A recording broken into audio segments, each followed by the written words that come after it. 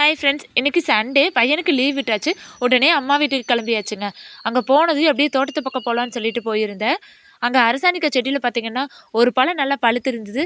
சரின்னு சொல்லிட்டு அதை கட் பண்ணி எடுத்துக்கிட்டேங்க. இன்னும் 4-5 காய் இருக்குது. அது இன்னும் பழுக்கலை. பழுத்ததுக்கப்புறம் பறிச்சுக்கலான்னு சொல்லிட்டு விட்டுட்டோம். பக்கத்தில் ஒரு நல்ல வாசனையாக இருந்துச்சு. என்னன்னு சொல்லி பார்த்தா மனோரஞ்சித மரத்தில் நிறைய பூக்கள் இருந்துச்சுங்க. பாருங்கள் எவ்வளோ அழகாக இருக்குதுன்னு. அந்த பூக்களை பறிச்சுக்கிட்டேங்க. இதில் பாருங்க, இதுதான் மனோரஞ்சி செடியோட விதைகள்ங்க.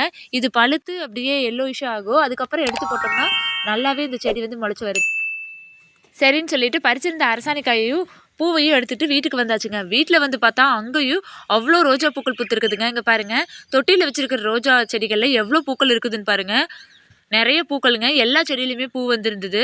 சரின்னு சொல்லிட்டு அந்த பூவை எல்லாம் பறிச்சுக்கலான்னு சொல்லிட்டு எல்லா பூக்களுமே பறிச்சாச்சுங்க. இந்த வீடியோ பிடிச்சிருந்ததுன்னா லைக் பண்ணுங்கள், ஷேர் பண்ணுங்கள். அப்படியே சத்யாஸ் கண்ணன் குக்கிங் சேனலை சப்ஸ்கிரைப் பண்ணி வச்சுக்கோங்க. தேங்க்ஸ் ஃபார் வாட்சிங்.